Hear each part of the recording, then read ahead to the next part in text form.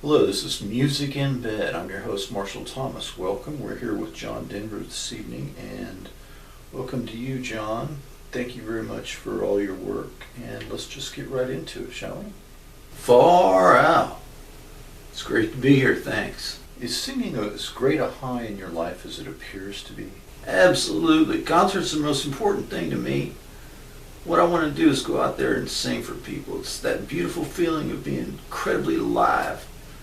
It's all working in a concert when it's all working, when your voice is working and the audience is with you and the band is cooking. It's absolutely magic. Why have record and concert reviewers almost unanimously slammed you?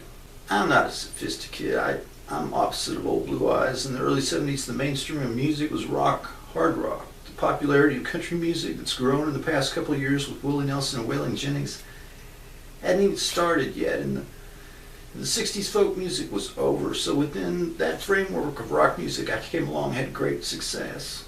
But now you're one of the most successful entertainers in the world, and have been for several years, yet the critical scorn continues. No, there seems to be a great resistance out there to me, and to the things I represent, a celebration of life, and a life that's reflected in a rural setting more than an urban one.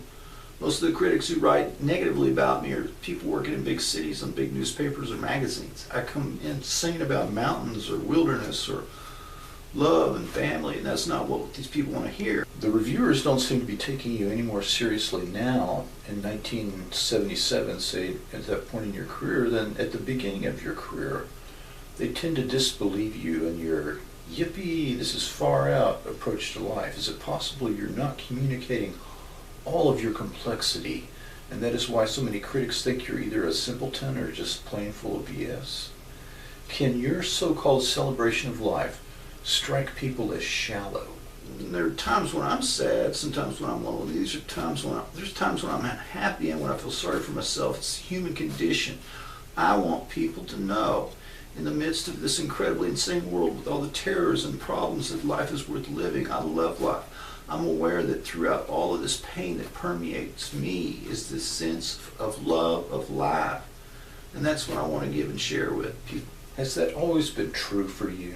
Oh no, when I was in high school, even before that, I went through long periods of not speaking to anybody. I'd get in depressions and feeling sorry for myself and just withdrawal. I must have been really crappy, hard on a lot of people who loved me. My parents, most specifically, I think. My father was in the Air Force. We were always being moved around. I resented the hardships my parents put me through because my dad was in the service. The thing that got me through, that made friends for me, was my guitar and my singing. You've been quoted as saying you've had some experience of clairvoyance. Is that so? Do you think most people have experienced this kind of oneness or spirituality? I think it is the real sense of being one with the universe. Perhaps spirituality is the correct word.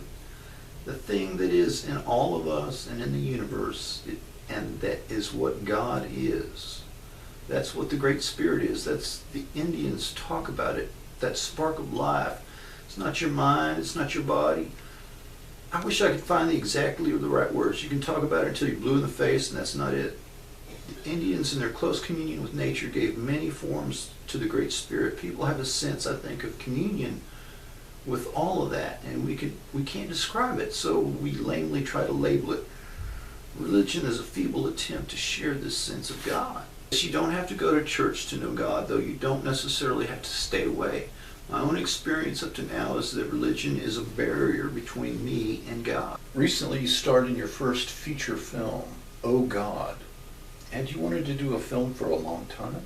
Yes, 4 or 5 years. I've been reading scripts and had movie offers. The one that I was most interested in was the script for Oh God. I liked the story and I thought I could be that guy. I liked what God was saying in it. The vehicle he took to say it, I thought, it's exactly what I'm trying to say in my music and what I want to do with my life. I mean, it's just a lovely story.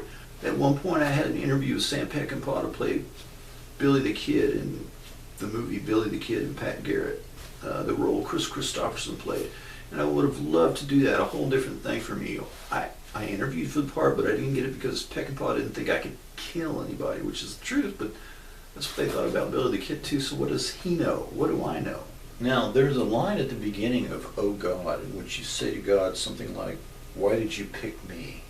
And he says, set the world up so it can work, and you are my messenger. That seemed made to order for you. I'll be very frank with you. Yes, I believe that that's my role. I feel I'm the messenger, a messenger. I guess I'd say that the earth and the spirit provide us with everything we need. Maybe this is simplistic, maybe it's naive, but I look at those pictures that were taken of the earth and the moon. I see this one big, beautiful blue orb hanging there in the blackness of space. One planet Earth, and I see in that sphere, that globe, everything that everybody needs to live a full, productive, happy, healthy life. We have everything we need. You once said you had a very modest self-appraisal as far as your singing and composing were concerned. What do you see as your failings as a musician?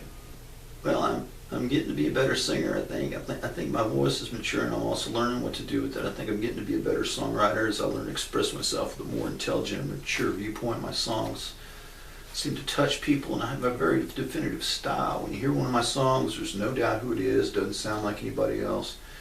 In some cases, there's a criticism that too many of my songs sound alike. My failings, most specifically, my guitar playing, my musical knowledge. I'd like to learn to play the piano, and then I think I'd start writing some very different kinds of songs. But my own inadequacy in this area doesn't seem to be getting between me and accomplishing what I want, sharing with people through the music. Are you ever tempted to go back and change a word here and there, even a few years later on? No, the song doesn't belong to me. I don't feel ownership of it. The closest thing I get to feeling I own it is when I see the sheet music with my name on it, when I get royalties from it. Like last night when somebody requested Leaving on a Jet Plane, I found myself surprised. You mean you had forgotten that song, or are you saying there is a kind of universal pool of music out there? Absolutely, that's it. It's not just music either. There's a universal pool of truth out there. Sometimes you write it down, sometimes the Beatles sing it, sometimes I say it. It's as simple as that. You've been nominated for music awards in many different categories: country, pop, middle of the road, folk.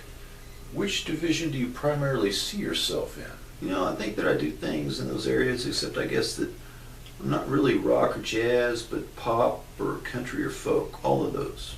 Now, you've been criticized for not taking a political stand at a time when many folk singers did. Is this accurate? No, it's not true. I don't know if you remember or not, but one of my most cherished memories is standing on the steps of the Capitol in front of 500,000 people singing Last Night I Had the Strangest Dream.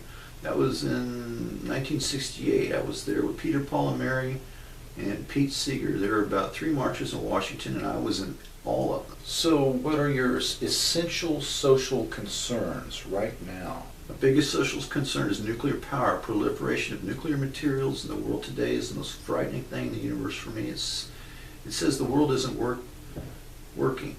A terrorist organization is going to be using a nuclear bomb one of these days. And unfortunately, we have a society that really doesn't care beyond what touches them and their own personal lives. People don't care. And I am personally embarrassed for our people in that respect. Now, there was an uproar about your telling the press you smoked dope. It was in Australia. All the things you hear about the Australian press are true. It's a yellow press, really out to get you. I was doing a concert tour. There was a reporter asked me if I smoked. I said, yes, I do. All of a sudden, there was a gigantic furor. I got thousands of letters. And I sent a little letter to everybody, and I said, I regret my remark now. It was unthinking.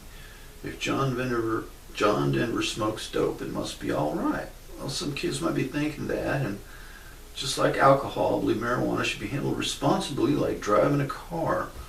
I'm afraid someday I'll do something that will turn people off the music.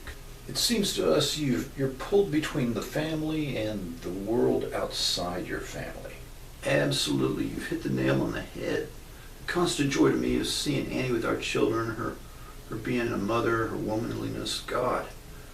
But I am a complex person. Annie doesn't fill every space for me, nor I for her. Many people don't face up to the fact that they can't live with it, and so it ruins their lives. I'm not willing to let that happen, so I'll be straightforward about it. I was home last year for a total of 4 weeks. It was terrible. That's terrible. John Denver, thank you for talking to us. Great to be with you. Thank you.